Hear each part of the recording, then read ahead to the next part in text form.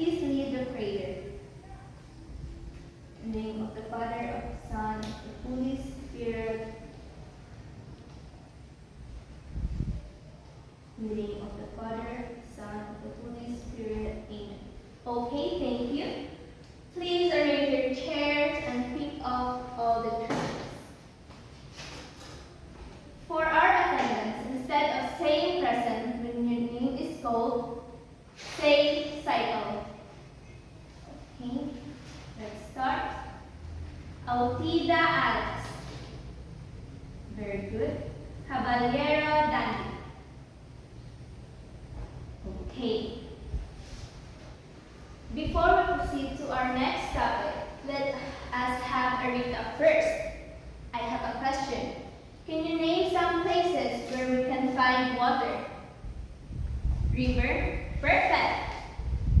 Sea? Very good. Now let's proceed to our next question. Which water sources give us drinking water? Well, very good. Next question. Can we drink ocean water?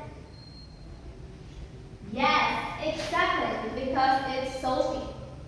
So, what happened if these water sources disappear? Yes, we're all gonna die because water is life. Very good. For the next topic, why do wet clothes dry faster in the sun? Why do clouds form in the sky? What happens when clouds become too heavy? Where does the rainwater go after it falls? Alright class, I have here a diagram. This is what we call the water cycle. But before that, let's talk about the meaning of water cycle first. So the water cycle is the continuous movement of water on, above, and below the Earth's surface. The cycle is powered by the sun's energy and is essential for maintaining Earth's water balance and supporting life. So for this diagram, the first one is evaporation. Then by the power of the sun, it turns into condensation. After that is precipitation and collection. Then the cycle repeats. So to know more about those processes, I have here the meaning. For evaporation, it is the process by which a liquid turns into a gas. When the sun heats up the water from lakes, rivers, and oceans, it turns into a gas called water vapor.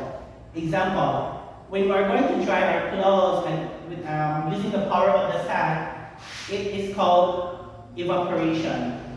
But there are factors affecting the evaporation rate. Temperature, the surface area, and the pressure. Well, talking about temperature, the higher the temperature is, the higher the rate of the evaporation. Same with surface area. The larger the area, the higher the evaporation rate. But it's different with pressure, because the higher the pressure, the lower the evaporation rate. Second is condensation. Condensation is the process where water vapor becomes liquid. As the water vapor rises and cools, it turns into tiny water droplets, forming clouds. Example for that is a water that forms on the outside of a cold cup. Second is the moisture that forms on car windows during a cold night, and condensation also from dew, fog, and clouds.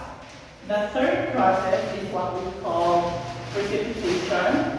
And precipitation is any liquid or frozen water that forms the atmosphere and falls back to the earth as rain, snow, or hail. Example, rain falling from the sky or snow and sleet.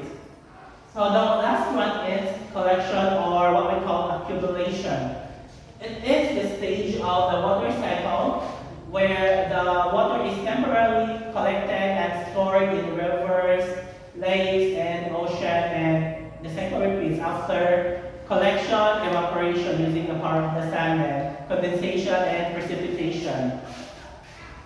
And after those processes, we also have here the importance of water cycle. The first one is water cycle maintains Earth's water supply. Second is regulates climate and weather. Third one is supports plants and animal life. The fourth one is helps in groundwater recharge, prevents flooding, drought, and essential for water cycle in nature. Since we already discussed about the water cycle, let's have an activity. In a one-up sheet of paper, answer this question. In not less than 50 words, summarize how the water cycle works. Again, in not less than 50 words, summarize how the water cycle works. I'll give you 10 minutes. Okay, time is up. Pass your paper.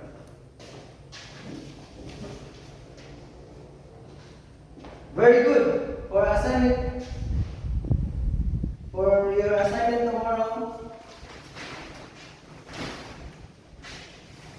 draw a level diagram for a water cycle, including the processes. Any question? Not so far? Perfect. See you tomorrow.